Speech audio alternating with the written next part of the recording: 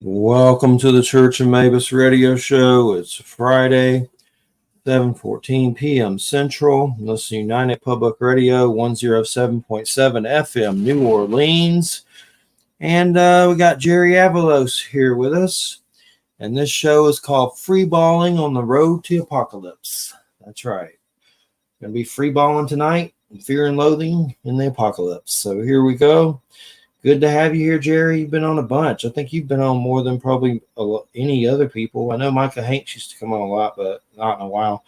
But you may even have him beat. You've been around since the golden oldie days, for sure. Back in the day. It's a long-ass time ago. Oh, God. Yeah. At least 15 years. I've lost count how long I've been doing this crap. But, yeah, you were here for when Guy Weddle was here, weren't you? Yep. Me and him had some falling out over something stupid because he was just kind of a jerk a lot of times. But I was sad to hear that he passed away. That was just like a weird surprise. Yeah. Did you know that? Oh yeah. Yeah, that was crazy. Something to do with diabetes and things like that. But it was kind of surprising. But so what you been up to, man? What's going on lately? Well, I've been trying to diversify my interests a little bit, I guess you can say. Actually, these days I've been very active in the game development arena and doing a lot of different projects in cryptocurrency. That's been pretty much my main focus these days. And for those who aren't familiar with more of my backstory, in the beginning, I was one of the first people who were talking about some of the experimentation that some entities do on citizens here in relation to military stuff. I don't like using the super soldier name because it's like usurped and whatever, and I never claimed that title, but it has to do with military research and stuff like this. So I have seen and experienced some pretty far out stuff in that regard. And then as time went on, ended up inventing something that helps make engines run cleaner, saves gas, etc. And then ran into some heavy resistance. And so, we can get into all the specifics, but it's kind of a long story short, an encapsulation there. And along that whole time, obviously I've had many different interactions, a lot of experience in research and frequency applications, paranormal research. Myself, I'm a natural born intuitive lucid dreamer and astral projector. And this gets into some pretty deep applications and experiences, and had honed my different intuitive skills over time, both through my own independent endeavors as well as apprenticing, let's say like a government remote viewer, practicing shaman, things like this over my years. And like I said, these days I'm kind of parodying it all into some fiction. So it's fun to hear instead of like gnarly stories about like just nasty aliens and cults and big money interests that don't like good things to happen in the world. So this invention you were doing, you ran into resistance from outside like agencies. Was that related to the incident that happened to you at all, or was that something different? Oh yeah, because we can jump right into that. I wouldn't say it's not agencies. It's just money people. Like it's just the market makers. Like the government doesn't care. Like if the government cares, they come in and take it. You know what I mean? And I've had colleagues that's happened to. Like if they really care, they're just going to take it.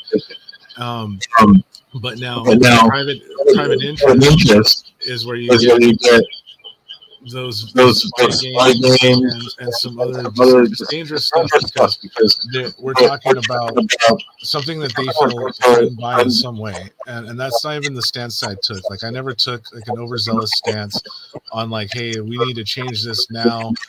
Big oil sucks. That wasn't my attitude. But the problem was this thing worked. And what is this thing? I can show you an example of it right here. It's actually just a composite material. So this is a nano configured composite material right here that uses the latent electromagnetic fields in the environment to create an agitation system for the combustion engine. And so in doing that, we get an efficacy increase that can be anywhere from like 5 all the way up to like 45%. And so that would change usually into some kind of gas savings and definitely reduce pollution. And so what kind of resistance did I run into? Well, like while getting ready to send out some of the first batches of samples to businesses throughout the world, I literally just walked away from my workbench and an explosion happened in thin air from underneath my workbench. And you can tell it's in thin air because there was stuff kind of piled underneath it, right? And you can see the hot spot radiate out from that where things were like incinerated, melted. But at the same time, it was strong enough, like I was already inside the house and felt a concussion. But when we go inside and we surveyed everything, there was nothing really jettisoned except for like the screen on the window. And the door, the big bay door was bent, but like how it was underneath the workbench with like pencils, pens, X-Acto knives, shit like this, right? None of that even fell over. But like I said, we all felt a concussion in this area, and there was a fire that ensued. And like I said, just minutes after I walked away from that spot. But then, and that was one incident. But then in 2018, shortly after the patent was granted, because this invention has been through the ringer in terms of third-party evaluation as well as certified lab conditions, you know what I mean, to test that it works. And so shortly after the first patent was granted, this is kind of where I don't even know what to describe what happened. So it does seem like, and I don't like to use this term so freely either, but directed energy weapon, it seems like something like this, because like my arm here, like it's grown back now, but like you can see, if you felt it, you can feel like an indent and my bone is warped. So what happened is while I'm sleeping, the mass of my arm down my back just disappeared. There was two bruises on my back, on my lower back on either side. But that was like the only physical thing on the outside you can tell. Both my shoulders are dislocated at the same time from the back, apparently is what the people hospital said. And so I had no muscle mass at all here. I couldn't move my arm. It was pretty much just I could move my wrist, stuff like that, but not like this. Anyway, I still have limited mobility going up over, but so it's taken some years. But now, so that happened. so not knowing if I'm ever going to move my arm again. The businesses, we're trying to keep the business going, stuff going. We're running into other issues, like a key player in one of my partners' operations also like mysteriously died of a heart attack, being a triathlete and all. And so then it was kind of like, what do we do now? You know what I mean? And then COVID happens. Like, so in the middle of all this, like, now I can't send out samples. I can't even do like the metaphysical work at the community centers that I was doing to try to get a little bit of dose, something like this. And I'm thinking like, what do I want to do? Like, because you know what? Like I spent years. This has been over 10 years, or about 10 years now with this invention. And I've been on your show. I've been on other people's shows. I've put it out for sale. I guess no one wants it. And so if that's the case, then why am I gonna die for that? Like why would I go through all this shit? You know what I mean? And so then I asked myself, what do I really want to do? And that's kind of where I'm like, I love making games. I love playing games, love making games, I love art. And so that's where I ultimately kind of ended up where I was. And it was kind of like a pastime in a sense where, like, I think a lot of us have gotten more into cryptocurrency these days, or some still think it's the devil, whatever, don't care. But like either way, I kind of saw the potential there, and over the time was dabbling in it and won in a sense. You know what I mean? And kept winning. And I'm like, dude, yeah, why am I doing anything else? Like, and this made it easier to do some of the paranormal work because now I'm not necessarily caring about like having to find new people to work with or anything like that too. So like in this, like, that part has already been satisfied too, in that sense of like, I'm doing the spiritual stuff.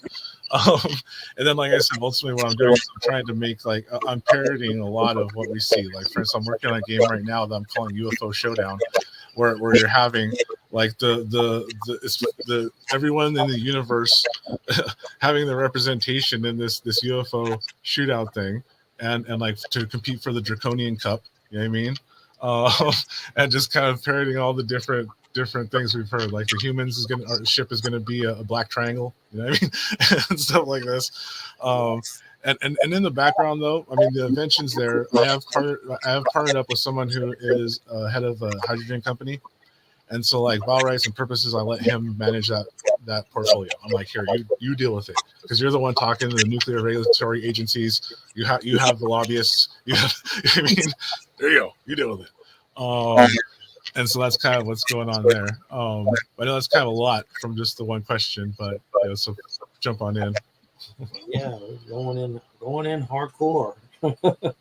But I'm kind of curious that I've had some interactions with some type of agency regarding the show and UFO stuff that's happened to me, to where some kind of vehicle was over the house that was silent, and a guy waved and it went off into the air. It's kind of mockingly, like he looked like he was military. I don't know what the hell he was, but he went like this and it was silent and it shot away. Never came down to the case. Then another time, someone put a $2,000 credit on the phone when I was going to turn my phone off. No friend did that. Some kind of agency did it to keep my phone on. I turned it off anyway and paid my land taxes and went on a shopping spree. And basically, someone put it on my phone bill, and then I got the check sent to me. And they did that, which I was surprised they would just send it to me. I was like, well, just send it to me in check form. And no one I knew did that, unless it was a mistake. Something did it. I think it was someone trying to keep the phone on. Because there was this guy named Rex, or a scientist. I forget his name, but he used to do something with oil and some kind of device that would help clean it out of the ocean. And he was on different things. And he told me they were watching me and knew how many times I flushed the toilet, and they didn't like because I wasn't patriotic and I should say God bless America after every show. And so I had weird stuff like that. But so I know these things are out there, but I've never had face to face. I couldn't imagine that. The anxiety of that probably give me a heart attack just thinking of just the stuff that's happened. Gave me having one up in your grill. Really, I'm just kind of curious. I mean, was that because of what you were making? You think, and what were some of the things that they said? Well, okay. There was one incident. I'm not really going to. I won't get into particulars of who it was, but let's just say it's someone in the auto industry. Took a meeting with myself and my associates out of courtesy of someone they knew who was just trying to help. Right? It was like, oh, this is a cool product. Maybe I can introduce you to someone. All right, cool. Maybe talk to them. And so the guy, the person pretty much did say like, I took this meeting out of courtesy, and kind of said like in a way like I don't doubt that it works. But the question I have for you is I can see how there's two different sides of the story. There's one side that will say, let's get this out to everywhere and put it on everything. And another one that's going to say, let's go ahead and put that off to the side for now. He's like, what would you say to the people who are telling you to put it off to the side for now? And long story short, I pretty much told him like, I would definitely listen to that. Because I'm assuming these would be people who are in the industry currently of either oil, transportation, et cetera, et cetera. I'm like, so they have data that I don't. So like, I can't say I know that my invention is the best at this time. Like, I don't have enough data to back that up myself, and I'm not going to assume anything. So I would absolutely consider. And how I knew this guy was kind of like on the other side is this sinister like smirk came on his face. You know what I'm saying? Like, okay. And he's like, that's a good answer, whatever. Okay. But yeah, like after we got done with that meeting, just some of the other stuff that happened, like my associate and I were like, I'm pretty sure we sidestepped assassination today. He's like, yeah.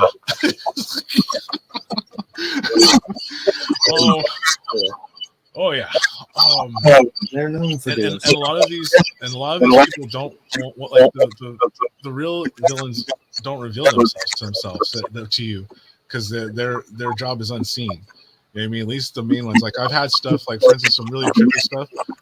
Coming back from the DMV, had this synchronized event in front of our car where this lady with the stroller like really slowly goes by our car, this gangster looking dude comes the other way and paces her and but's mad dogging us, just mad dogging us, while this other Asian dude walks the other way, stops in front of the car, starts taking pictures of the license plate, and then goes off to the side and starts texting something while the stroller kind of keeps us there, and then the dude mad dogs the whole time. Little stuff like that. Then the one of the more trippy things that happened is, and this was interesting because I'm driving down the middle of Orange County here where I'm at. There's a couple of us in the car here, and all of a sudden from the sky, like a laser beam, a green laser beam scans all of us up and down in the moving vehicle, and then just disappears back into the sky. I mean, because you can clearly see it coming from somewhere off in the horizon, not over the horizon, but in space or something. I mean, or maybe from a plane very far or something like that. But either way, it's like it just, dead shot us through a window in the moving car. Did you see the actual craft that was coming from? Or just... Oh no, it was way too far. It was like the laser was like a point in the distance of how far it was. That's what made it even extra amazing. You're reminding me of one time I was with this Native American friend of mine named Jeremy, and we had some other guys in a truck, like a Bronco or something, that had a sunroof, and something came down over like a big black ball over us and then vanished. And I've always wondered, did it take us? And we just kind of all probe what happened, like stuff like that. Even the laser thing, that would get you thinking about aliens and all kinds of weird stuff. The government or whatever, lasers shooting from the sky at you. I know lately they got China satellite shooting lasers at Hawaii, like, or something like that. It was all on local news and stuff. Well, yeah, I know there's a lot of speculation, a lot of people have about the fires, and I've heard some really good testimonies from like California here, and to be honest, like I'm not buying this like, oh, we're going to shoot ourselves and then not try to blame it on anyone. That's not how false flags work. False flags mean you blame it on someone. 9/11, they blamed it on someone. These other things are not. So it's not by definition even a false flag.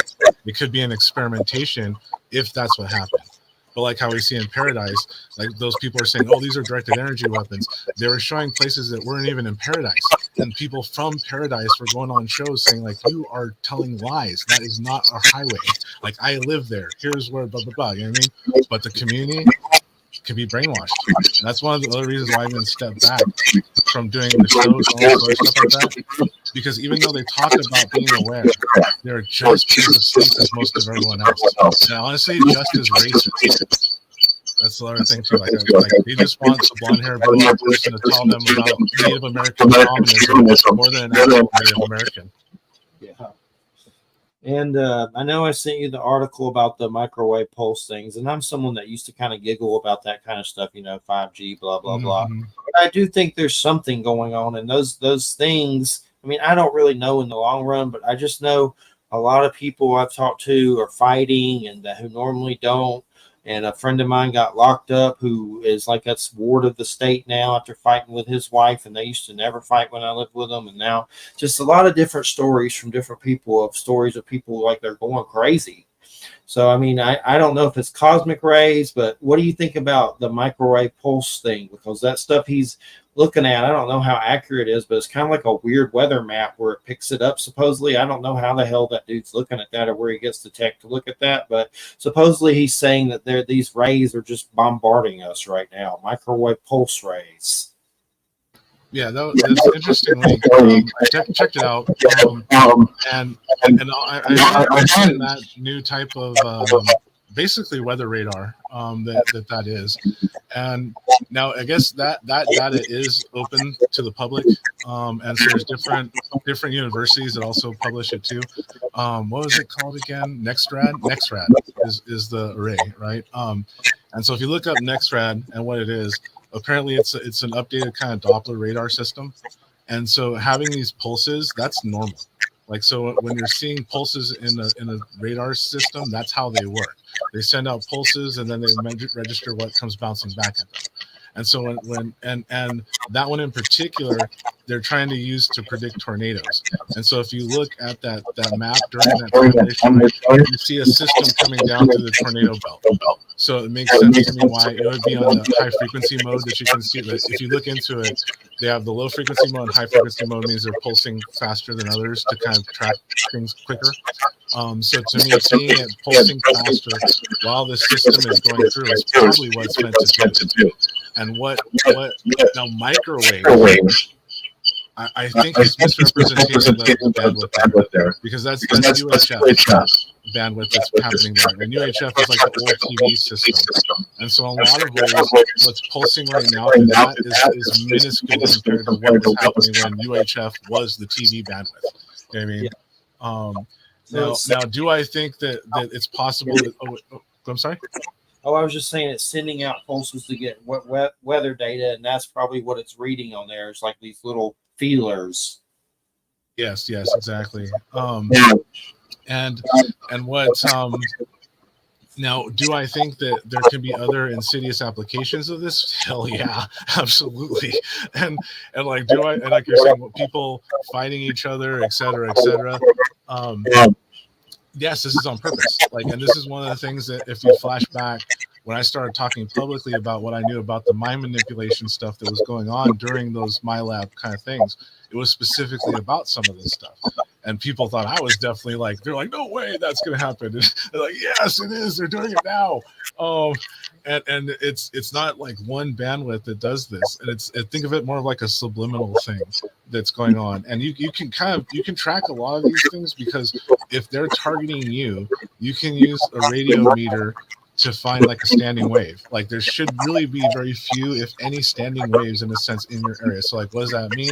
That means when you bring the meter close to a source of radio frequencies, like say a phone, it'll kind of do the thing like that, right? Yeah.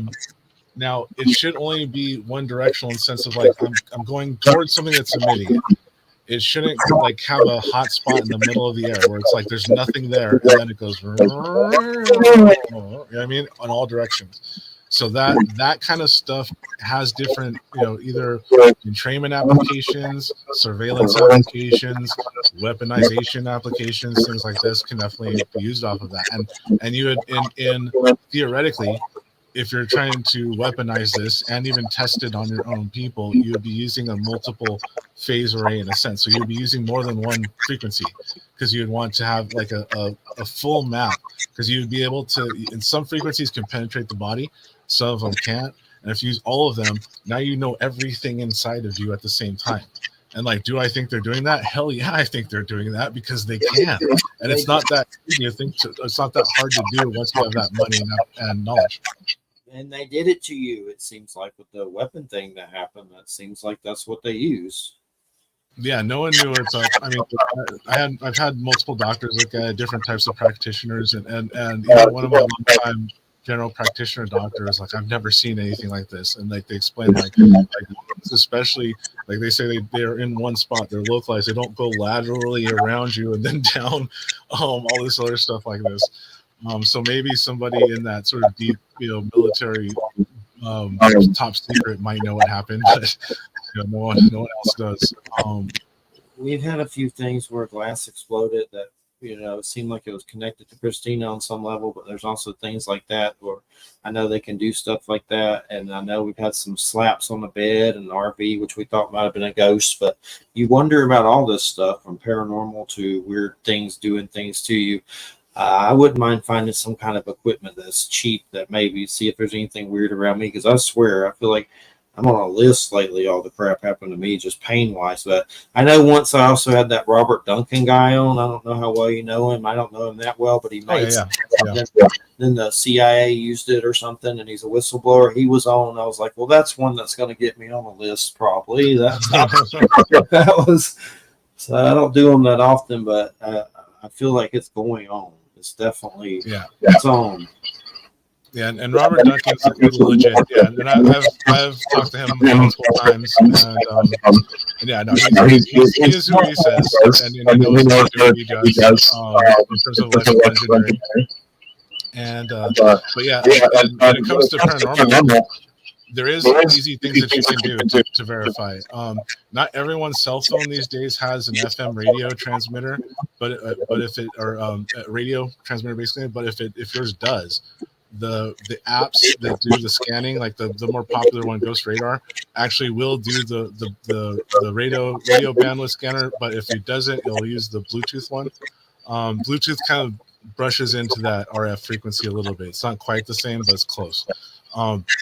But you can also buy just a radio scanner that will kind of do like what you see in like Ghost Adventures and stuff like that, where you hear, and then you might hear like a voice over top of it. Like that stuff is actually pretty cheap and easy to do. Like no one should overcharge you for that. You can even make one on your own with an Arduino, like the $5 Arduino, if you have to. And what that's doing, it's scanning all of the radio frequency bandwidths, and how we're talking about standing waves. It's kind of like the same thing. Like nothing should be making noise across that unless it's specifically a multi-band phased array thing that's meant to do that. And so when you hear "Hello, Jeffrey," like yeah, it's not supposed to say that. Like there's a physics thing involved there that's kind of you have to question. Like, so that's one of the things that I will bring up to like our skeptics, where it's like honestly you're ignorant. Because if you're arguing with me because you don't know, you haven't done the experiments. Because if you did, you couldn't explain these things. I'm not saying that I can, but the point is that we can explain it. And so these skeptics are saying they can, are just expressing fallacies, especially when it comes to things like paranormal and ufology. Like if you've seen it, and you can replicate it. Okay, for instance, like ufology, you can replicate it. How can you replicate it? Like objectively.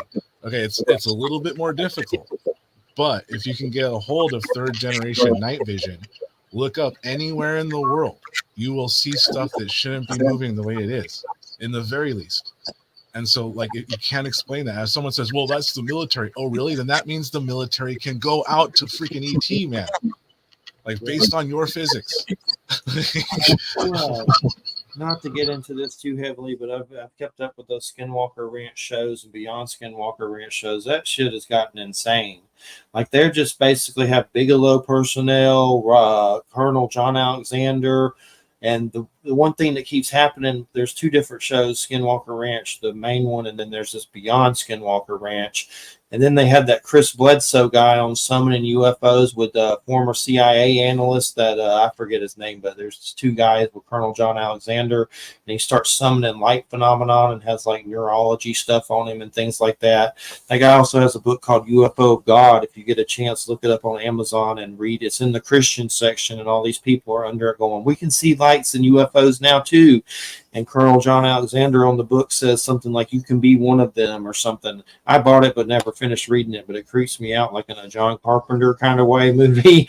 But anyway, at each ranch, they keep picking up this 1.6 gigahertz signal, and they're making a big deal out of it, trying to figure out it's messing with their equipment. And they've even had people from the Pentagon UFO type videos, like some of those soldiers that were there, the TikTok, and they've come out there and gotten sick on the ranch. But you know anything about a 1.6 signal or heard anything about that? Because they're making a big deal out of that on all the ranches, that they're picking up this signal that's supposed to be, they're not saying what it is, but they're definitely like acting like it's all mysterious and stuff. There's a lot of theatrics, I know. I think there's some phenomenon going on there, but there's definitely some theatrics with all the government spooks involved on this show. It's creepy how many spooks are on it. Yeah, there's basically we've heard them talk about before, like portals. There's certain areas that seem to be kind of like these gateways, and some of them are a little bit more positive, some of them are a little bit more negative. And the Skinwalker Ranch seems like one that's kind of more negative. And now this is where, once again, I kind of loop back to my statement about this whole, I don't know what you want to call it, this genre or whatever. Most people are out for themselves. They want themselves and their ego to be the one who's like, I prove Skinwalker Ranch, I prove the aliens. They don't really care about doing like real work. And like, yeah, I challenge you. If you hear me, Skinwalker people, yes, I challenge you. Like, you don't really want to do real work. You just want the fame. Because if you did, you'd be talking to other people. Like, I know people I mean, you're not talking to them, like, so you obviously don't want the answer. Like, no, you just want the answer for yourself, and that's usually what it is. Or they already know it, and it's not that great, and they don't want to let everybody know or something. Honestly, I think some of these people are blocked to it because of that ego. Because it's like if a human can manipulate the hell out of a narcissist because they know they're a narcissist, what do you think like a higher intelligence could do? So I think they're just under the bidding of their dark masters more than they realize. I heard some weird story. I know Bigelow was there for a long time, so I would think he would find whatever it is and took it and sold it or whatever he does. But one of the things I heard about him from somewhere, I think it was an interview he had, it reached a point to where these forces wanted to meet him personally and set up a time to meet him, and he like backed out of it or some weirdness or some kind of story like that. I don't like Bigelow. I'm just gonna say that, but I wouldn't trust him either. I don't know him. I can't say I like him or dislike him. Honestly, I just wouldn't trust him. No, and like because for me, like with my own experience of just what I know we can do as humans, like this whole like I don't want to thing. Like there's ways you can, like even without necessarily physically kind of going there, it can be verified. But like if this guy has that big of a fear wall, then yeah, it's not good. Like it's really not good. And yeah, it's dangerous for him probably. Yeah, you can't trust him. And I mean, there's even some being sightings that I've had that I've wondered if it was some kind of government trick or something. To the heavens, I think they're real, but I was sober and saw glowing people leave my house and fly into the heavens, but you still got it in the back of your mind, like, is someone tricking me? Like, it's hard to, I'm always paranoid about it. Well, that's good. That's keeping a discerning mind, because you can't just blindly believe things, because yes, things do try to imitate, absolutely. So yeah, you have to keep your guard up, and quite honestly, like be suspect of all the major institutions, like all of them, not just collectively the ones you want to. So like Christianity, Buddhism, this government, that side of the government, all of them. You have to be skeptical of all of them. Like if you're not, it's being naive. It really is. Because there's too many commonalities around the world about the manipulation when it comes down to these institutions, whether we know the specific answers or not. And like how we're talking about the entrainment a little bit earlier, yeah, absolutely. Because we saw this firsthand, right, Jeff? How that in the like let's go flashback like 10 plus years, right? Remember, this community would be like, here's the names of the mega corporations people. Here's how they're related to this part of this government and how it connected to the other side of the government that connected to these corporations. Now they've turned out to Republicans and Democrats. They slowly did that to like make America great again. Oh, you mean when it was racist? Because guess what? For a lot of us, there wasn't a traitor back then. But they got people believing that, didn't they? And then by default, they got everyone saying, well, if you have to pick your poison, either way you're drinking poison. That's something that, like I said, it's pervasive. It's on purpose. That was one of the things I was doing in the community, was helping to dismantle some of these disinformation people. Like I had, especially in the super soldier thing.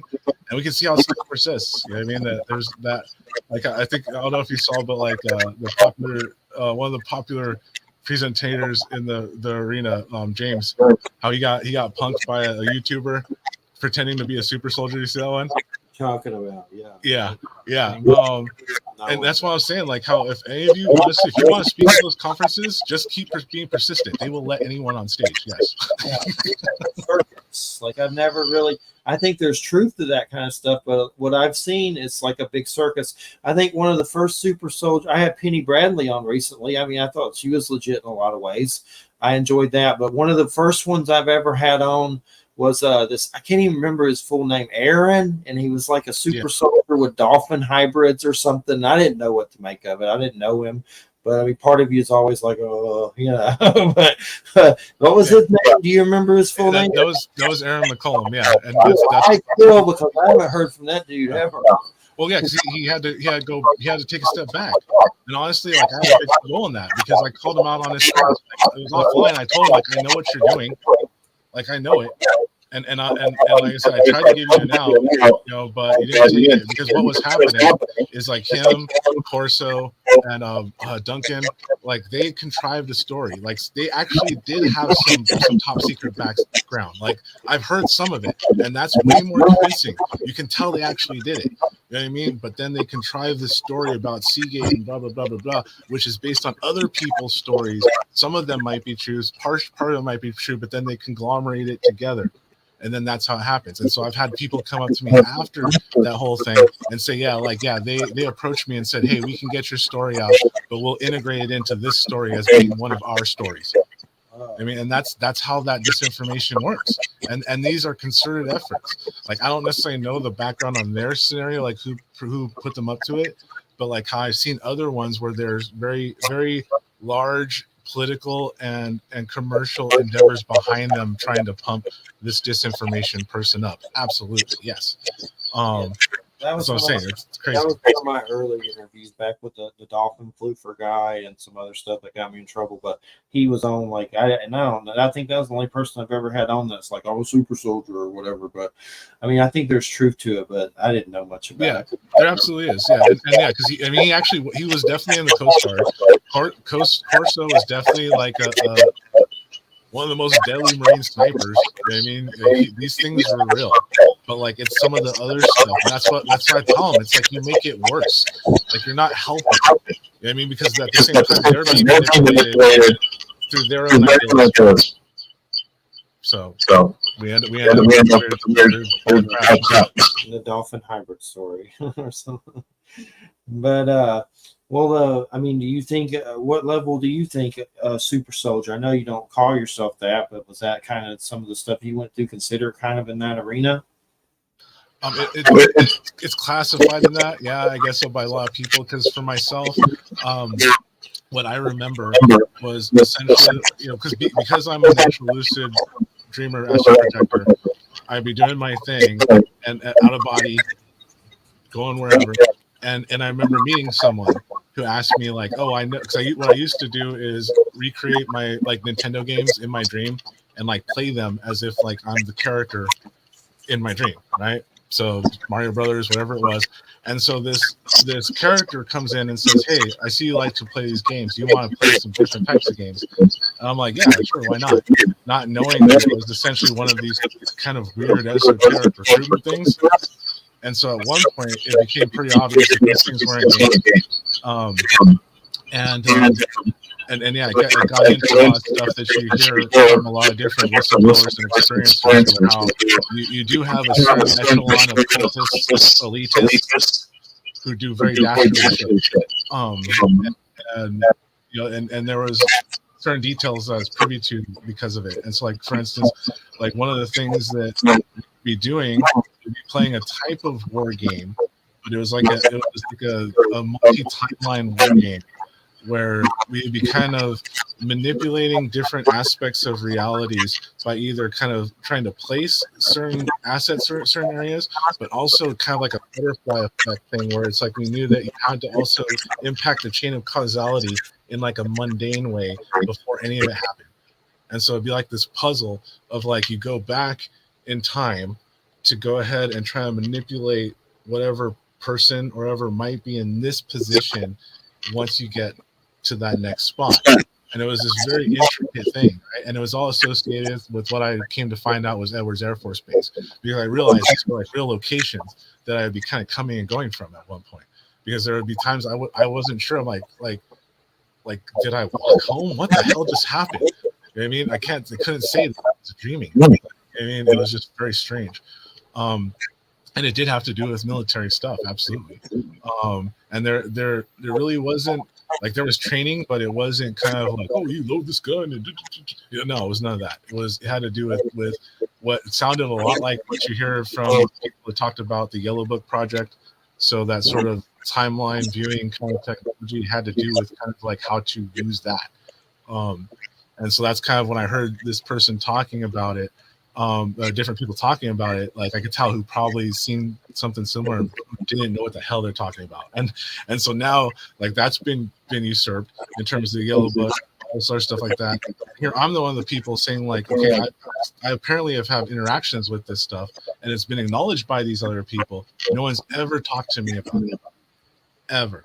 None of these people say they know about it. Oh, I heard this research about. They've never talked to me about it.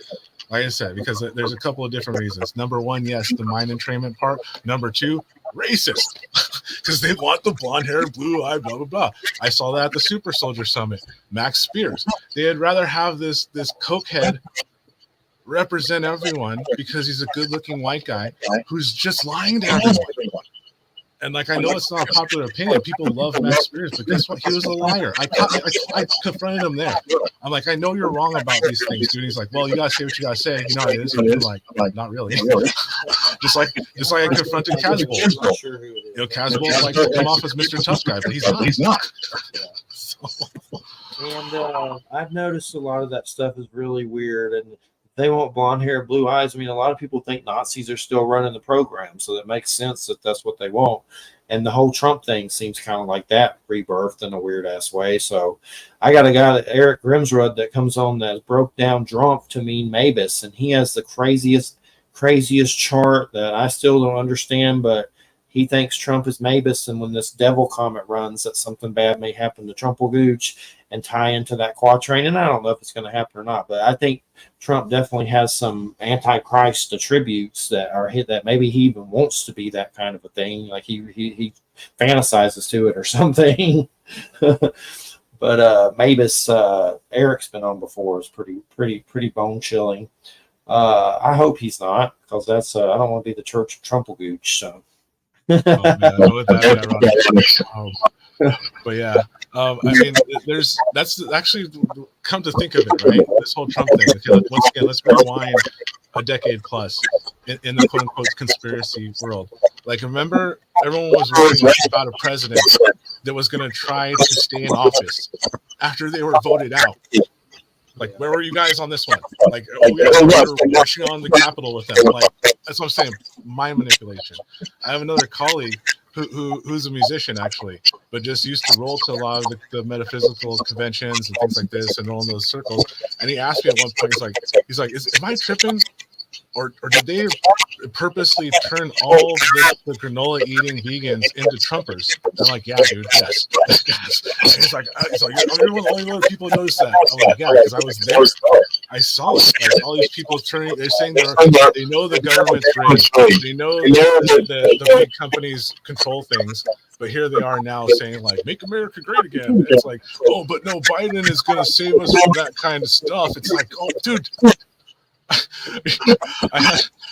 Because I actually do stream Monday through Fridays now on Twitch, and we get into everything. So like, I'm playing games in the crypto space, and a lot of people in the crypto space are pretty savvy. Like, so they know what's up with government stuff. They know, they're into the metaphysical, the ufology, and someone made the joke about Biden being replaced by a robot, and I'm like, no, man.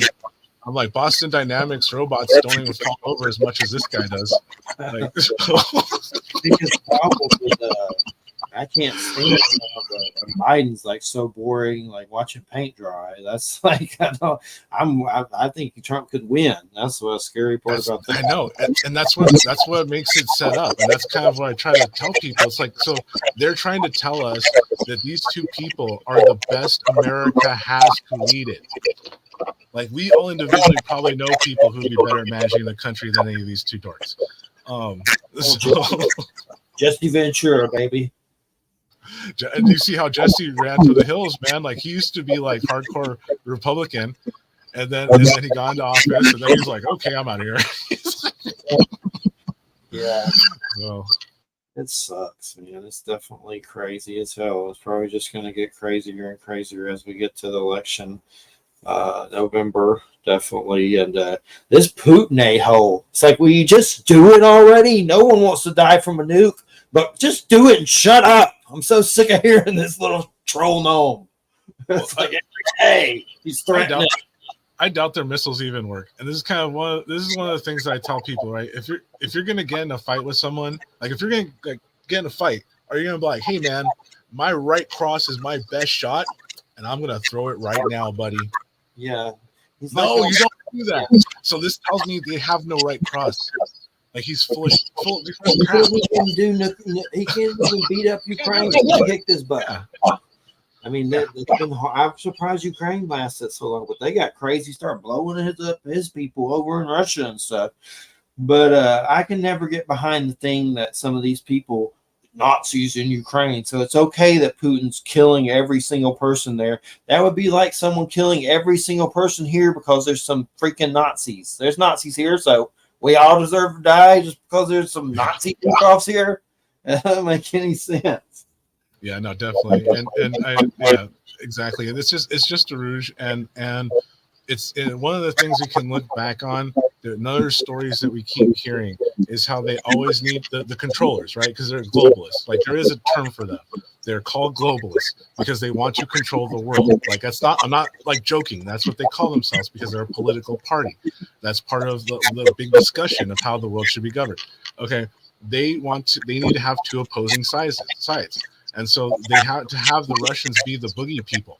And that's been part for course for a long time. Like, because now Bilderberg meeting notes have been released even back to like post Kennedy administration. And we're talking about how Russia can never stand up to us, but they need to make us believe that. It's in their notes for years. But isn't that the other side of it though? Nationalism or whatever? I mean, isn't that the other side of it? There's globalists and nationalists, right? In a sense, or you can call it a global Republican. Ironically enough, because it's talking about being governed by a republic. Because personally, like I would not trust. I don't trust our current leaders. Why would I trust someone to rule the world? Yeah. One thing I got gung-ho for was Bernie because of insurance stuff. Because I've been there, I've had insurance crazy stuff happen to me when I had cancer and stuff like that. So that's the only one I ever really got kind of gung-ho for. But now, I mean, it just seems like being gung-ho for Jeffrey Dahmer or Ted Bundy or something. Like it's just there's no appeal to it. Like, I don't even think there's anyone, like, I know Cornel West is not running anymore. I thought that was kind of humorous. Cornel West was running for president. That guy that's on Bill Maher and stuff, it's like kind of like a Malcolm X dude or whatever that's really smart. Yeah. I mean, I like him, but I didn't think he was going to win for sure. But Robert Kennedy, I don't even know what's going on with that anymore. I have no idea. Yeah, no, that Robert Kennedy thing is pretty funny. And honestly, and when it comes down to some of these different candidates, because for instance, like Marianne Williamson, right? I think a lot of people are familiar with her work and the metaphysical world, conspiracy world, and like how when I would talk to friends and associates at different fairs or whatever, they'd ask me about that. Like, what do you think about voting for her? I'm like, well, I don't want to turn her into a murderer. Like, so let's say hypothetically, like everyone says, hey, let's go ahead and vote for this person. The president of the United States is going to have to order deaths of people. Like, that's going to happen. So do you want to turn this nice person into a stress ball for having to decide who lives and who dies? Yeah. And a lot of people didn't think about that. Bernie. I said the same thing about him, about Bernie. Mm-hmm. Yeah. Well, I think Bernie probably has his body pile somewhere already, though. So, and that's not to say it's a bad thing. I'm just saying he might have defended himself. You never know, man. Like I said, I've got a glimpse into what some of those big entities think. And yeah, it's very dangerous. And so that's kind of where it's not outlandish to question some of these things, like we were talking about the radar earlier. Like, it's not outlandish to question it because of what we've seen them demonstrate. And that was one of the things during COVID, right? Like how we saw how hardcore they hit all of the censorship, everything like this. And like how I bring up, like, if you're mad at me because I am trying to apply scientific method, being someone who's actually participated in studies about saying this thing hasn't been properly studied, that is irrational. That's the irrational part, not me questioning the quality assurance of the product, not the science of the product. And people couldn't get past the cognitive dissonance there. It's like, oh, no vaccine, you bad person. Like, I saw so many right-wing personalities on radio croak during that from before it's news because I have to post that kind of crap to them. And Robert David Steele, some guy named Rob Skiba, Russ Dysdar, Thurston W., which is like some Asian lady that's friends with Roseanne. Like I could just go on and on. They were just dropping off like flies, and all of them were against the the V thing. But I mean, I guess they just didn't get it and died is what I'm guessing. But it was a lot of croaking for sure. Like I ran out of people to post. They're croaking so much. Well, and isn't that ironic? Well, 99.9% of us persisted. Like, oh, so they happen to be in that 1%, 0.01%, which any new drug kills that much. Like, I'm not. You can look this up. 0.01 fatality or 0.1 fatality is like normal to them. They even said this during COVID. They're like, yeah, we kill, like our thing kills about 1 out of every 100. Our vaccine, like they admitted it. Like, that's normal. That's part of pharmacology, and it is. So, and that's what I'm saying. Like, I would get in these conversations with people, and I have to remind them, like, well, like I said, like, even if you are a doctor, like, they weren't doctors, right? And so I'm like, remember, I've actually applied science. I've participated in studies that are worth hundreds of thousands of dollars. So at least I have an idea of what's going on. So if you haven't at least done that, like don't try to lecture me on science. Like if you've done more, then okay, fine, let's have a chat, and I'll talk to you about protocols. And you'll have to admit, especially when it comes to big pharma, like they're not the most integral industry. Like there have been known to kill people on purpose. Well, getting away from that, the sea talk, you can get in trouble so many different ways on certain places. So, True. one thing I'm going to ask you is, I know you like the game. What's some stuff that you're doing lately? I know it seems there's been a lot of flops that come out lately. I seem to gravitate towards RTS more. I know they're redoing Age of Mythology, retold that kind of Age of Empires game with Zeus and all that, where you build the cities like Age of Empires. There's a new one that's out, Manor Lords, that seems pretty cool. It's a medieval city builder with combat. I like stuff like that a lot. I mean, I do a little bit of everything, but the RTS, I always find myself coming back to it on some level, strategy games, things like that. But what have you been up to that's smart, that's out there? Anything on your channel or anything? Actually, one of the new games that's been really entertaining has been Helldivers 2. Oh yeah. Oh my god, that's so fun. And it's funny because it parodies like this ultra nationalistic kind of view of things. Oh, like for instance, in the game, you'll see like fake reviews, and in the fake review, one of them's like had a 1 star. And then underneath it has like review redacted under investigation for treason because it went against the equipment. But the game itself is pretty fun, and it's co-op. And so that's what's been pretty fun is like having a co-op game instead of everything kind of being PvP and stuff like that too. They did a good job. I'm familiar with the first and the second, and they really, the humor and everything, and I know it's been a while since I played it, but when I was, those robots were tearing me up, man. I know there's been a lot of changes since then. I even saw something like they got rid of the robots. I don't know if they did permanently, but there's a lot of stuff going on. What happens if you miss some of those events and you get back into it? I guess the events still happen. Like there's weird like events, like things happen, the planet goes away, or they said the robots were beat. I doubt they got rid of the robots completely. I mean, yeah, they're back. They're back, and there's a bigger version of them now. It's kind of like the Imperial Walkers in Star Wars. Like, there's kind of like these huge Imperial Walker things now. But that's what makes it so great, because it's like a parody of like government. Like, victory, we won. There's Starship Troopers. It's definitely like Starship Troopers. Yeah, and and like for myself, because I have been developing a lot lately, and so that's kind of where, like I was mentioning, I'm creating this sort of like free flight co-op game. And so the work is in the Sandbox, it's called, and it's one of the different Web3 or cryptocurrency integrated environments where you have digital real estate, and then also you own your NFTs, which might be like, say, your equipment. So that's one thing that's cool. Like I think a lot more adults are enjoying this part of it, because like you go to Fortnite, you buy a skin, something happens to your account, it's gone. But if it's blockchain based, you still own those assets, so you can still sell them, trade them, whatever on the secondary market. And so there's more and more games like this coming out. That's got a lot of my interest. So like there's driving games now. There are some RTSs that are coming out too in that sense. And so just all over. This is gonna be the future. Like whether people realize it like it or not. Doesn't mean the old ways don't go anywhere. Like Fortnite's gonna go anywhere. Grand Theft Auto is going to go anywhere. No, there's room for both in that sense. And so that, like I said, really been keeping me busy in that sense. And then also just following the markets gives you a good idea of what's going on even politically, because you can see the market manipulators have full reign in the crypto world. So like in Wall Street, things are regulated to some degree, right? In crypto, very little bit of regulation. It's those same market makers who are kind of moving those numbers up and down. And now, if you understand that, that means you move up and down with it too.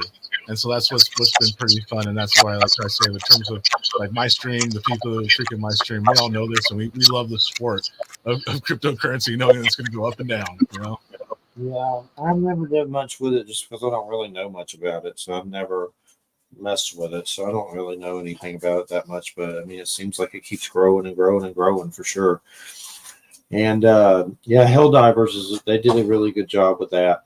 One of the ones I'm looking forward to and hoping it don't bomb out like the South Park newest one did, that Snow Day. I saw that bombed out. That was kind of disappointing because of the other games they did Stick of Truth and Fractured Butthole. Yeah. But they're supposed to be doing a Killer Clowns from Outer Space, like an online. Yeah. Don't suck. I'm hoping it's good. The Texas Chainsaw Massacre was pretty good. They did a good job with that one. Yeah, definitely. Actually, I've on that note, because I've been co-hosting from time to time with a man named Daniel Moncada. He's an actor. He was one of the guys in Breaking Bad and Better Call Saul. The two brothers, so like the hitmen. He's one of the brothers. He streams regularly on Twitch, and I met him actually at a cryptocurrency event. Hit it off well, and now we play games regularly. But yeah, we did Dead by Daylight, and Dead by Daylight has kind of like how the supposed to be, and these games are pretty fun. Yeah, so as long as they don't mess up too bad, it seems like there's a good hype on that one. Yeah, that one's pretty good. They got different characters. I've had Jesus Payon on before about Bigfoot. He's got a whole Bigfoot channel, Breaking Bigfoot. He's got some weird footage that's real. That looks real. That's crazy. But it's been a while. But yeah, the Snow Day from South Park that got horrible. And I really like those Stick of Truth and Fractured Butthole. The Fractured Butthole. yeah. Even if you go back to like the 4 days, I forgot what it was called, but that one was pretty good too. Yeah, there was one on there. There's also a PC one that may be the same one. But yeah, it's hard to. There's not many things that come out that get hyped about. That Helldivers was a kind of a sweet surprise. And look up Manor Lords. That's a new one that's from Slavic, I think, but it's like a medieval city builder that seems to be getting some really great reviews that came out recently or today. And I was reading through the reviews and seems like it's doing pretty good. But I like those kind of city builders, but I like combat, and it actually seems like it has some good combat. So that's good. I gotta have some soldiers screwing each other up, you know. Yeah. Like Stronghold, that's a good one. The remasters of Stronghold. One of my favorite RTSs ever, and I have it in disc form. And it was Electronic Arts' Battle for Middle Earth, like 1 and 2, and it was an RTS that was amazing. And they haven't released it anymore. And you can get it on eBay for $100 in disc, like in a set. But that's one of my favorites. That was actually on Xbox. One of them was Battle for Middle Earth. Did you ever play the X series? Oh yeah. The old ones and the new. The new is hard as hell. Like, hard. Too hard. Yeah, no, very fun games. I know I'm missing some more recent stuff, but you know, because once again, I've been playing a bunch of different things lately. Because on the stream, for instance, still play Red Dead Online, Grand Theft Auto 5, Call of Duty, Fallout 76. It's kind of going, like I mentioned, Dead by Daylight too. So end up kind of playing a variety of things here. And but yeah, and then it's also kind of works good as now that I'm more into doing more development. It's good to kind of sample different things, maybe, and take note, like what makes this fun. Like how I was thinking, like even like Grand Theft Auto 5, like what makes it fun. Like, you know, it's this, like one of the things I found was like sensation, right? The sensation of zipping down the street in a fast car, or just seeing things explode because you have a tank. You know what I mean? Or is it building your character, things like that? You know, so all these things I take note of while I'm doing it. Got some complex storytelling in that for sure. I mean, Yeah, too. That's very true. It's hard as hell. But yeah, XCOM is good. I've been around with those since the old XCOM. I love those, and there's a lot of other games like that too. But that's the king. They did that Midnight Suns Fire Access. It's kind of like XCOM with Marvel stuff, and I wouldn't mind getting into that. I think it's a little easier than XCOM, but people like that one. Yeah. But gosh, so what else is going on like in the paranormal scene? Anything new that you've heard or anything out there? I know all that stuff happened with Peru and Las Vegas and these weird little like supposed alien things. And then the Peru thing was weird because that turned into supposed to be miners with jetpacks, which that's weird. So I didn't know what to think of that story. It went so many different ways. But there's been a lot of weird little ones popping up. That stupid mall one in Miami, I thought that was stupid from the get-go, but maybe I was wrong. I mean, it seemed weird that there was a lot of cops there, but I've noticed those weird little stories that pop up, like supposed alien sightings, which are probably one in Nevada. You mean with the family? Yeah. Yeah, that was pretty interesting. I know for myself, but I'm finding that there's actually kind of a lot more acceptance of paranormal going on, and people are very curious about like what happens, you know, if something's not happening to them. Because so in this time, you know, there's been some different house calls that myself and my wife have done for clearing and some entities, or kind of, you know, trying to find out what's going on in certain areas. And usually by the time that we're called in, it's like they're not questioning themselves. They're like, okay, just something happened. Would like it to not. and so like, for instance, we don't necessarily go in with all the different gadgets and everything, but I have them. Like I have an SLS camera, I have the radio thing, and sometimes if the client does need that for balancing, I'll bring it out. So like, for instance, like, so if we bring out the radio sweeper and be like, okay, look, it said this, or you hear that, you're like, that's what I thought I heard. I'm like, yeah, see, so this isn't biased. I mean, the cell phone isn't biased. It's a meter. It's just saying what it is. And so this can be really, really reassuring to the different clients, because they're still questioning themselves a little bit. Is this really happening? Am I making it up? And so that's kind of where the tools do come in handy in that sense, because you can be like, see, check it out. No, you're not crazy. At the same time, we can kind of use some of those things like the standing wave, finding that, and then there's other apps that you can kind of tell, okay, the cell phone tower is this way. Okay, there is a standing wave there. Like so like having some different sensational feeling might be normal there. But at the same time, like esoterically, yeah, maybe you should put something there, because theoretically speaking, like, you know, something could maybe tunnel through that. You know what I mean? Because there's that whole aspect of things too. And this is when I'm saying this is some of it's theory, some of it's because of experience, like observation that we've seen, that this is how these mechanics work. Just like how, like one of my theories at this point, like how we know, like on different investigations, batteries will drain, lights will go out. Like, see, now, contrary to a lot of the researchers' theories where they think that the spirits have to like suck up the energy to manifest, like, no, I don't think that's the case at all.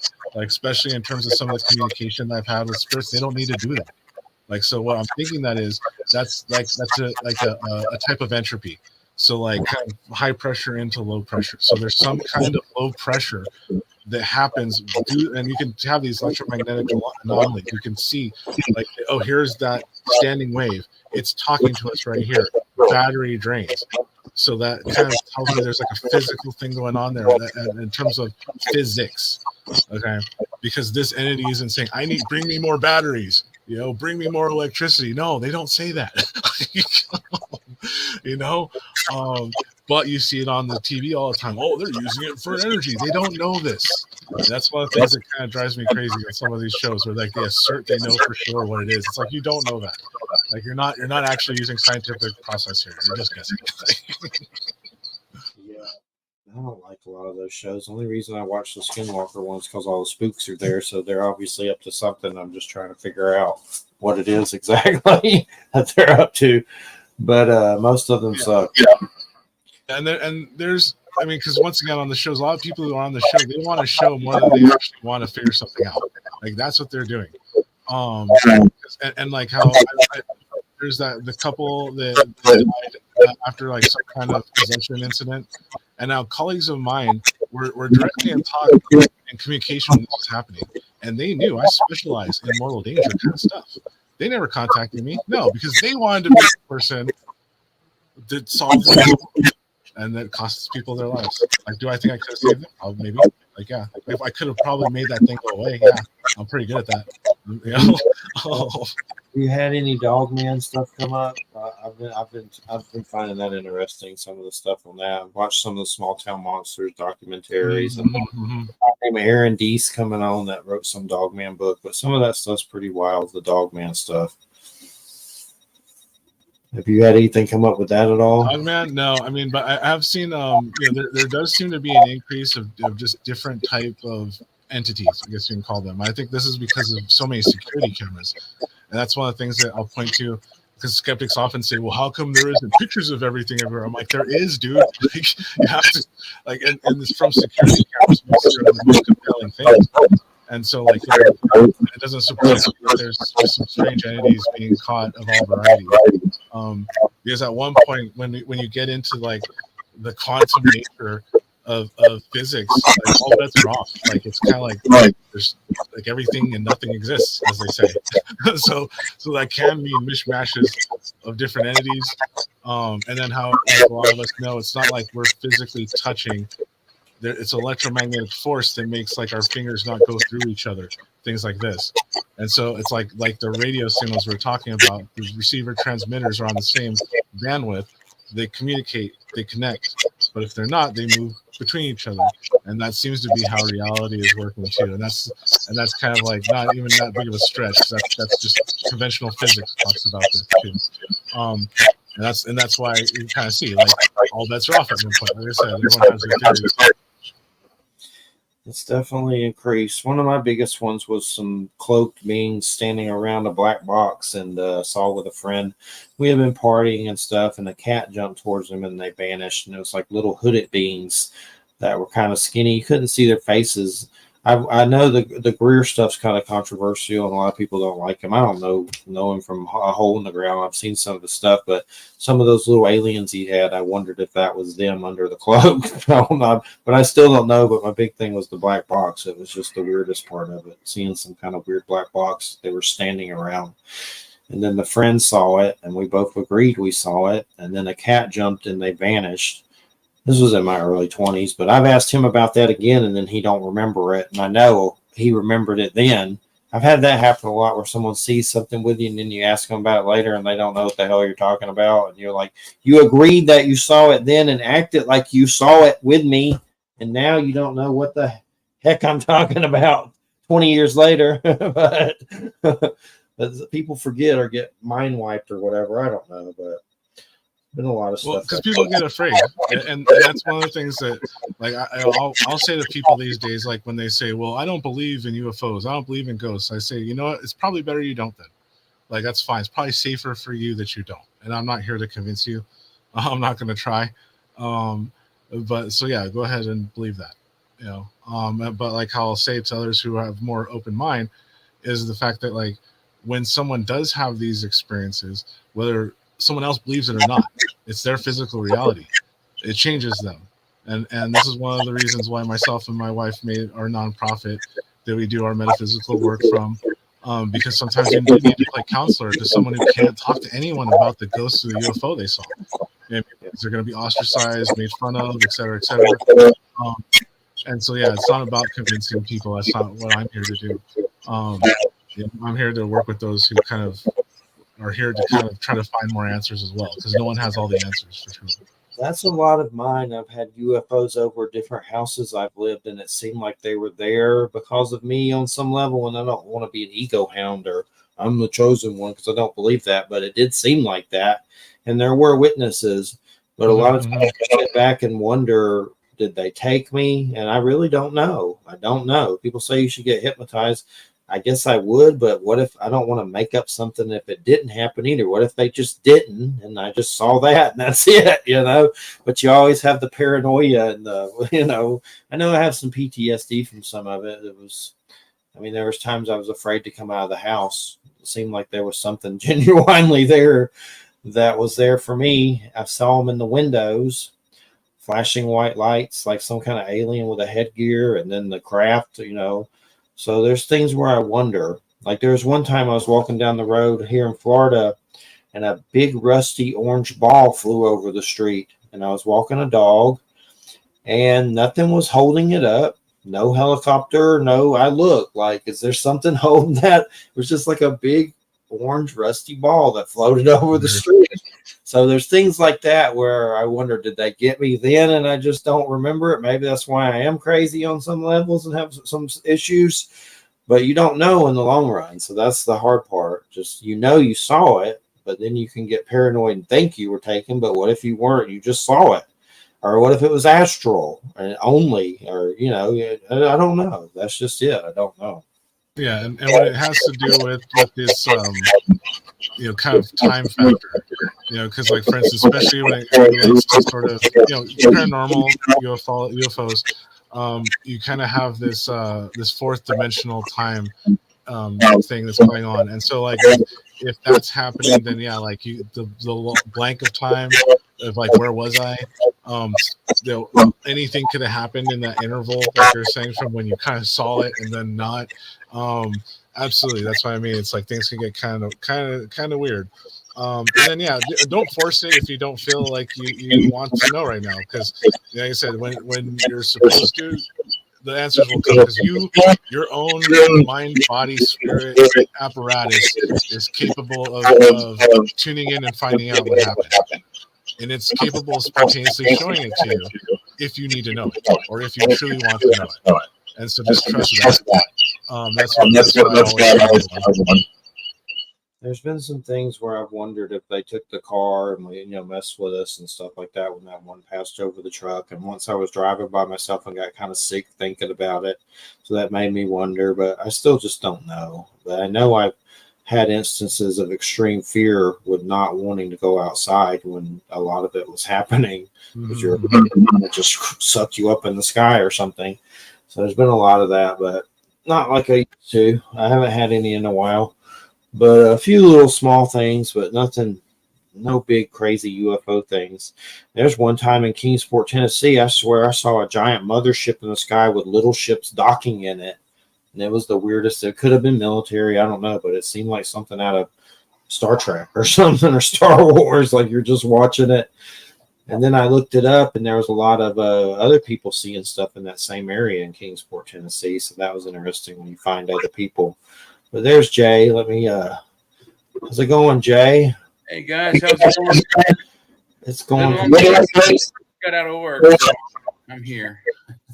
You're here, and we've just been talking about energy weapons, and Jerry had an attack that may have been an energy weapon that was pretty crazy, like a weird thing where something blew up when he's building some kind of tech, and just talking about technology and super soldiers and crazy stuff like that.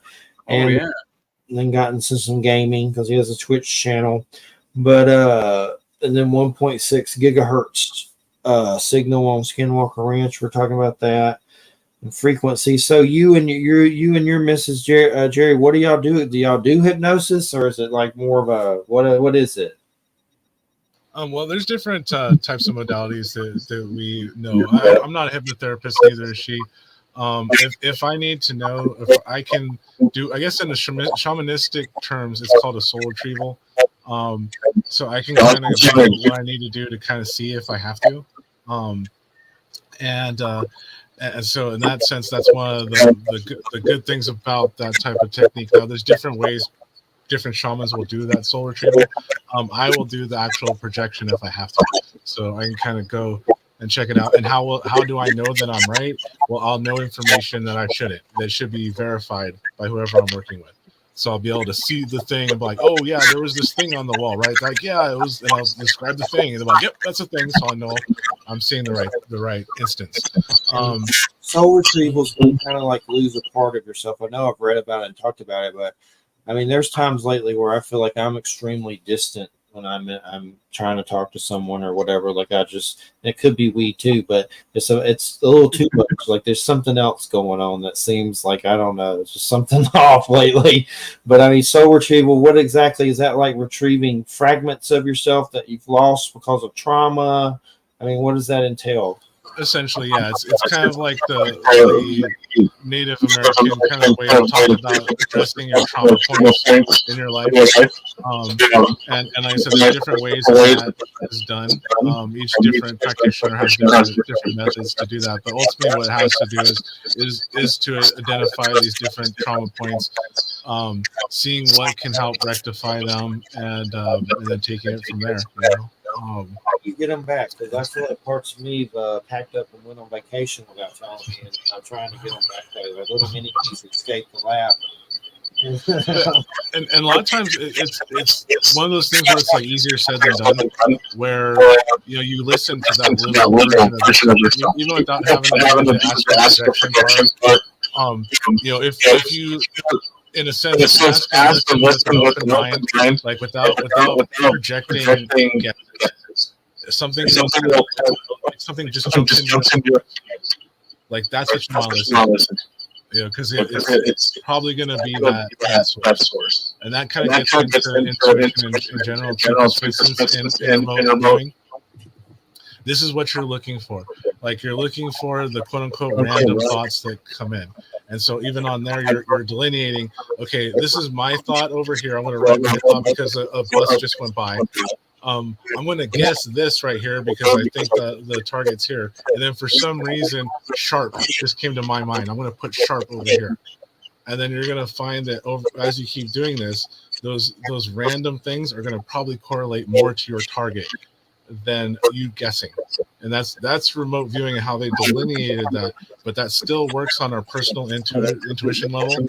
So as long as you're not trying to project your intention and just put yourself in a type of pure observation state, like you can also kind of do your own sort of soul retrieval by saying like, hey, little Jeff, like what would you want to tell me about that time? And just don't judge it and just listen as if the person was right next to you. And like you can bam, heal yourself like that too. It doesn't always have to be, it really shouldn't always be with the practitioner. Like we should be able to guide ourselves at one point. Because ultimately, like we all have sort of our higher self that is there trying to communicate with us, let us inform us of our purpose, et cetera, et cetera. We just a lot of times don't want to listen or can't listen.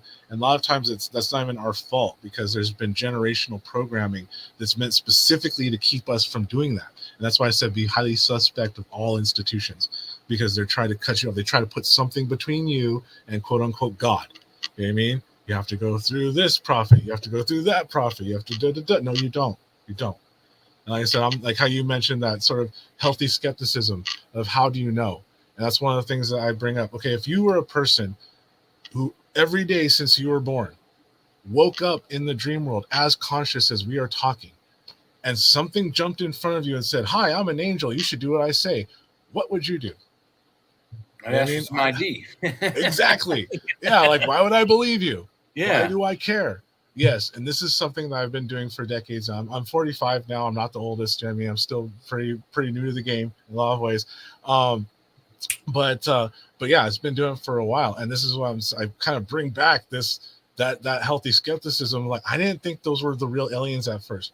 It wasn't until I was almost in middle school that I realized people weren't doing what I was doing, and then it took a little bit longer to realize those are the same gray aliens that everyone's talking about. Like, oh, you know what I mean? And everything made more sense. You know what I mean? And for me, like how there was a verification process that I did for myself to make sure like, okay, yeah, I'm not just making this up either, right? And yeah, there's ways you can.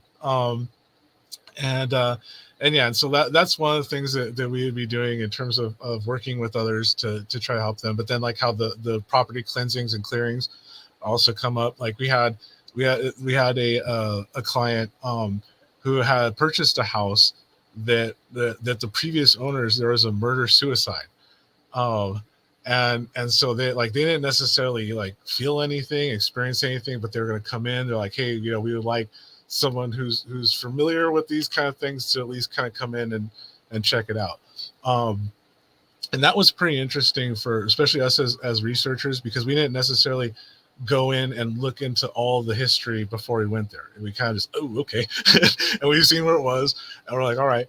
And then when we went there, kind of getting the feel of everything, now the realtor knew more about the story. And so they were able to verify some of the stuff that we were picking up on. And so that was really intriguing too. And so for them as well, because they got to see, like, there's no way that we could have found this information from a news article or a report. It was very specifics about what was in the house beforehand. And luckily in that situation, that house is probably not going to have any residual stuff, like, especially because we already did our service. But even still, it wasn't one of these cases where there was some kind of oppression happening there. The person who went crazy, like, did it on their own in a sense. Like, so and prior to that incident, like most of what was happening in that place was happy. But yeah, like stuff like that would be kind of like one of the services. And honestly, like we clean up a lot after priests. Like, priests will come in and then they agitate things. And then they're like, we tried a priest, it didn't work. I'm like, yeah, because it's like a native thing. Like, they're going to laugh at your Jesus. Like, it was before that. Like, it's why. I mean, there's also like, in the, I don't know if all churches, all religions, but I know in the Catholic Church, there's a specific division for, possession and clearing. And they're like, those priests are like, I think they're mostly in Europe, but they're specifically trained to do that. And if you're not, it can, and Jeff's spoken about this all the time. People mess with some of these books and like summoning books and summoning spells. If you don't know what you're doing, you can F things up royally. Oh yeah. It can be very dangerous. Yes, absolutely. And this is where, like, how I usually explain, especially to like anyone who I'm working with, it's just because of the uniqueness of my background, that I know how to do this. Which gets into some of the stuff we were talking about with Jeff earlier in regard to my labs. They kind of go hand in hand with some of these different interdimensional applications. Like, there's a physics to it. There's a switch to it. It goes beyond belief. And that's one of the things that inhibits most people. Like, I've heard people who tried to study with some of those orders from the Catholic Church, or like the Scientologists also have certain stuff like this. And once again, it's a racket. They keep them there for decades. And I'm like, dude, I can have you doing this in like a couple of weeks, because if not sooner, because what happens if it happens to you and you need this out now? You know what I mean? That's what we deal with. You know what I mean? So it's kind of like, it's like we have to be able to know how to patch the wound, so to speak. And like these different institutions want you to go through decades to patch your own wounds, because they want you to rely on them. They want you to make sure that you follow their specific protocols. And once again, it's kind of like a lot of them don't even work. Like, well, I mean, it's fictional, the story, but if you look at the William Peter Blatty book, The Exorcist, I think he did write a second book, and it didn't take. But the original story was down here in Columbia, Maryland, and it was a young boy, and it allegedly, according to that story, that they got the demon out of the boy, and I think the backstory is, or the forward story, after the demon was cleared, he moved to the Midwest. I want to say Chicago, but that's where the movie went, and Exorcist 2. But the demon did follow them. But it didn't repossess the boy. It just followed to their new house and more like a haunting. So it didn't necessarily work, but it worked.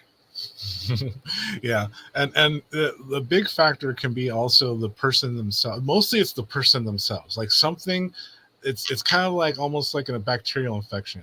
Like, most of us, actually virus too for that matter, most of us have a piece of every bacteria and virus in us already.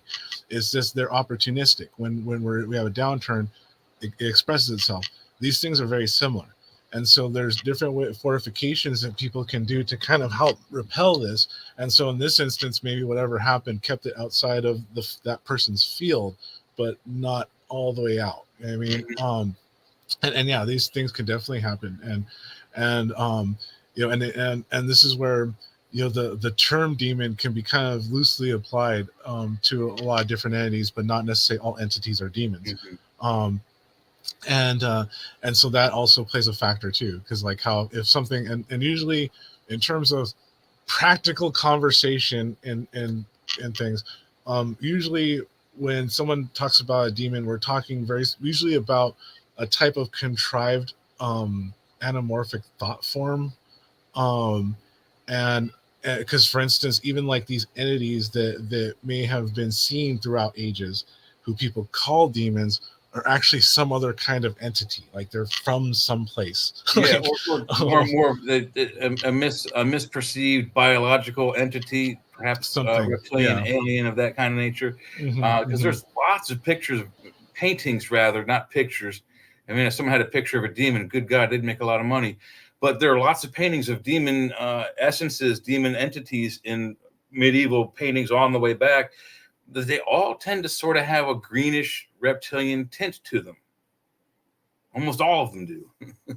Yeah. And that's one of those commonalities that we're kind of talking about that too. Like throughout history, all cultures have remarked about, okay, we were on the land doing our thing, and then something came from the sky that tried to enslave us all. And like that hasn't stopped.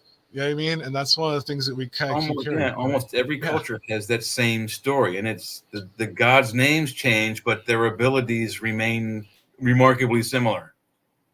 Yeah, they all kind of look the same. Yeah, exactly. Yeah, it's like we're trying to tell ourselves something.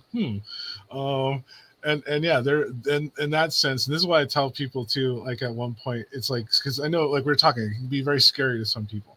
But like, and yeah, a lot of these evil things do exist in terms of some of these ETs, some of these ghosts and things, as well as these big, you know, company interests. Because like we're talking about, you know, the people who try to stop me, and but that means the good side exists too, and it does, and by all rights and purposes, that's what's winning. Because if most of us can look left and right, and it's not like we're living in Mad Max like conditions. So this will let us know that most people agree. I'm not going to murder you. I'm not going to steal from you, etc., etc. And this is evidence of that. And I think when you take away even the law, most of us would still agree to that. And that's kind of where, you know. I think that the amount of people in this country, and I can only use this country as an example because I haven't been all over Europe yet, but I've been pretty much all over the East Coast, and I've met lots of people that are gun pro and anti-gun. Those people that are of sound mind and body that have guns would probably have to wind up being the police for their areas. Because if everything broke down and the police and social services broke down, only thing we have left is ourselves. We have to baby ourselves. We have to babysit ourselves. And thankfully, most people are good. So I think it would be okay. It would be controlled chaos, but it would be better than nothing. Yeah, I agree. Yes, and the governments know this. I mean, like they know in so many ways they're outgunned. I mean, like, and that's what it's for. I mean, that's one of the things I remind people about. It's the Second Amendment for us isn't about hunting. It was always about like being able to defend ourselves and keeping the government in check and keeping external invaders at check. So that's the main reason, and that's probably why China won't attack us. At least not on their own. They have to get a lot of friends to come over here. And even during World War II, the Japanese even said, if we attack America, there will be a gun behind every blade of grass.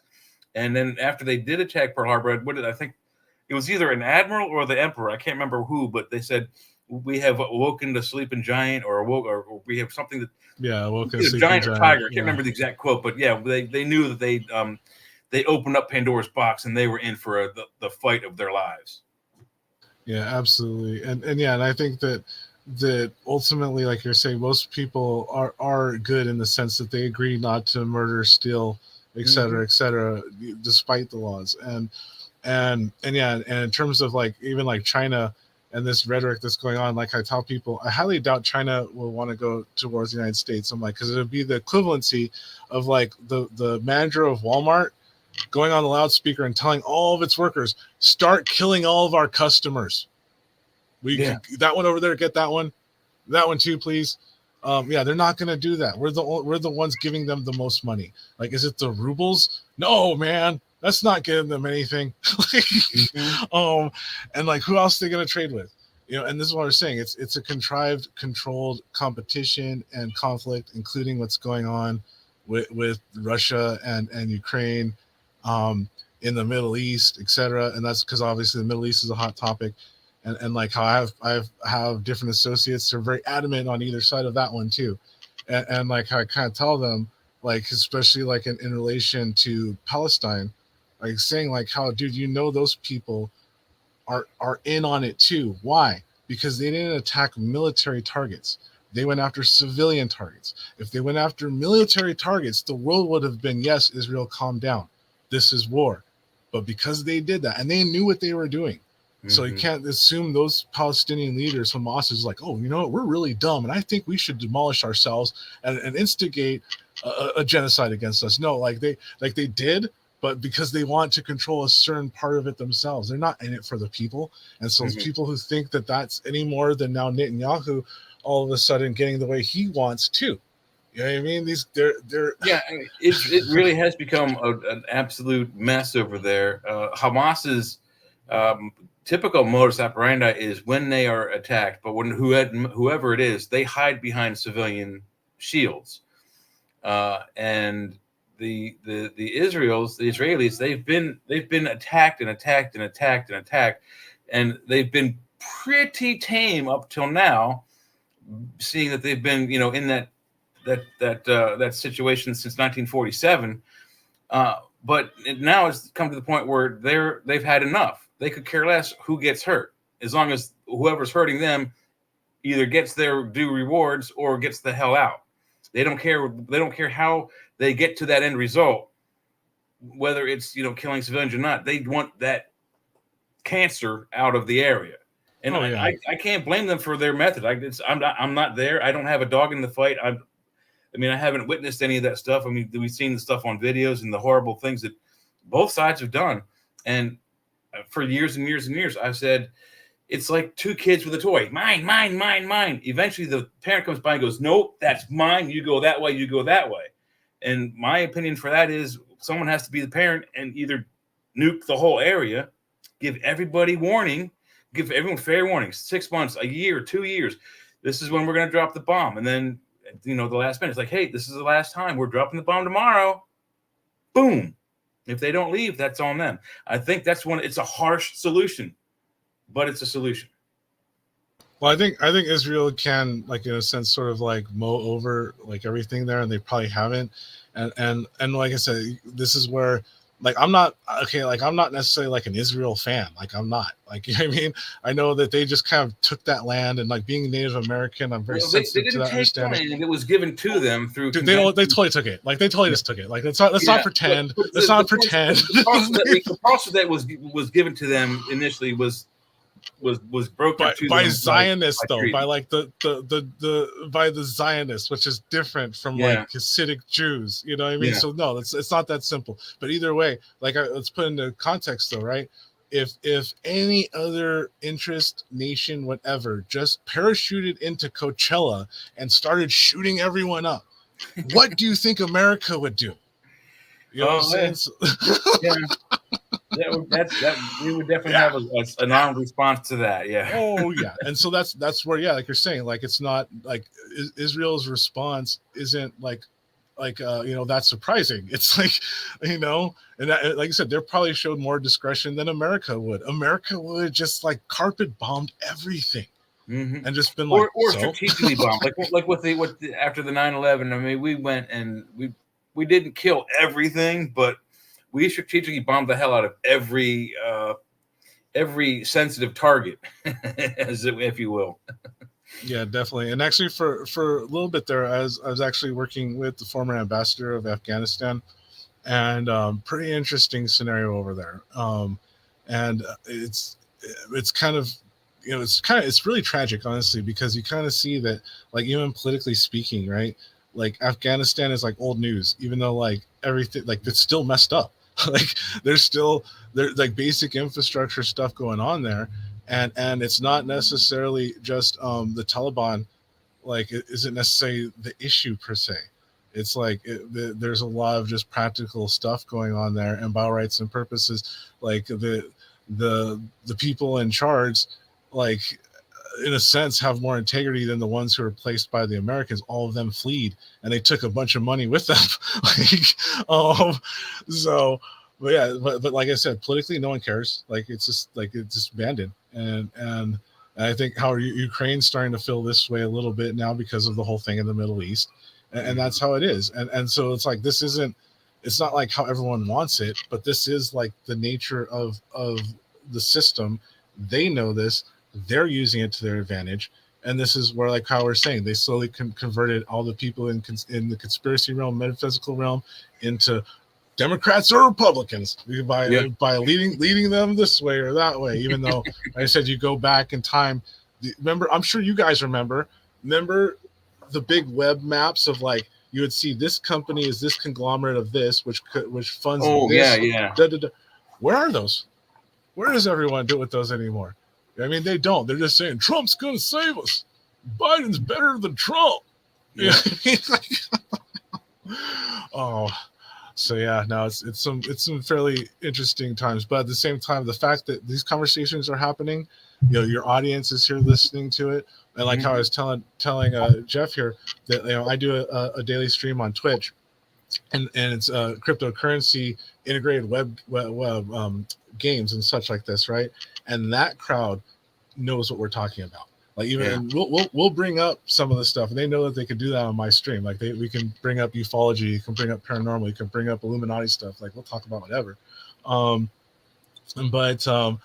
yeah, it's it's cool, and this is what gives me hope, though, because it's like these are the rational people, and we're watching everything going like, wow, they really all fell for it. Well, hey guys, we got about 5 minutes, and first off, I just want to say one thing, and then if you got any links, Jerry, I want you to make sure you get them out. But let me say this one thing: we had this situation where the Church of Mabus radio site got messed up, and it was down for a while, and then Gregory Miller helped me do this contest with free website guys, and they redid our website. But it was weird how they kind of did it. They were like, okay, we put it on Bluehost, and then they said basically that it was saved on there, and they gave you these steps to do, and somehow I guess you kind of like, I don't know crap about WordPress, but somehow you unlock it and make the site. Well, basically Gregory Miller was going to do all this stuff, but I guess he doesn't know how to do it because it's just kind of weird the way they left it. Like, there's a site there, but it's locked there, and the thing up now is like some fake landing page, and you got to do something to unlock the real site that they built. So basically this damn thing's been sitting around for like 6 months or more in limbo. So I'm trying to find someone that might know something about WordPress. If someone knows what they're doing, they could probably just go in there and do it in like nothing. It's there. It just needs to be done. And they say it's done. It's confusing. I even wrote them back and they didn't say anything. So if anyone out there knows much about WordPress, let me know.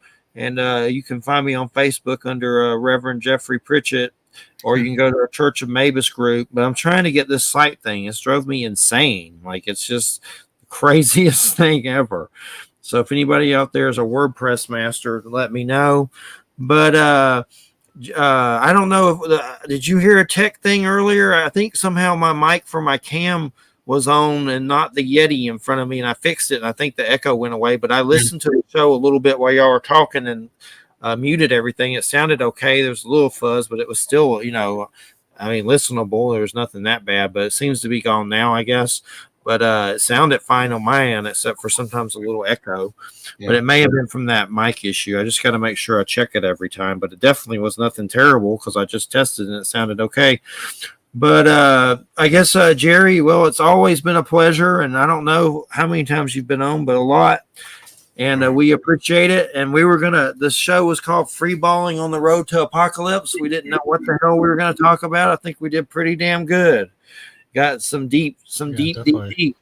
But give us your links, man. So anyone wants to check it out.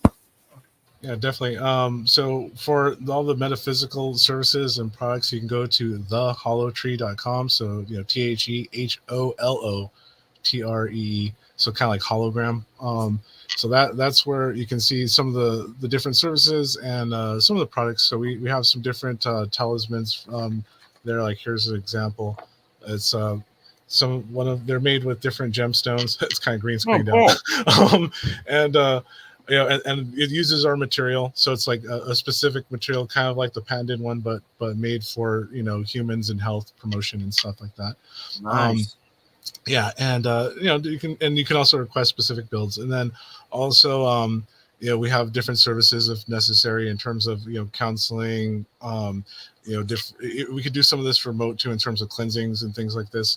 And then if anyone's interested in my Twitch, I'm on Twitch OG Shakespeare, so like kind of like Shakespeare but with beer, so SHAKESBEER OG in front of that.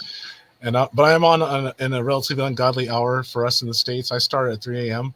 and go to 6 a.m. Pacific, so it's not too bad for you because it'd be like 6 a.m. but 3 a.m. How do you wake up at 3 a.m.? I'm already awake. I'm usually up through the night. Like, so I'm a night owl. So I usually farmer's hours. Unfortunately, I have this weird morning crap that I wake up at sunup if I'm not careful or something. Like I'm gonna go till the fields. But we appreciate it so much. Thanks. And next week, Brian Bowden canceled. He's a CBS exec, Three Beers podcast. I don't know. Hopefully we're rescheduling, but Pat Horn's going to sit in. I don't know if you were here for him before, Jay, but he'll be here next Friday, and it'll definitely get crazy weird like with this one, but on another. Definitely some frequency talk again with Pat. Craziness, but we appreciate it, and thanks so much. It was a great show. Thanks, everybody. You listen to United Public Radio 107.7 FM New Orleans. Everybody have a great weekend, and keep on free balling on the road to apocalypse. Let me turn this thing off.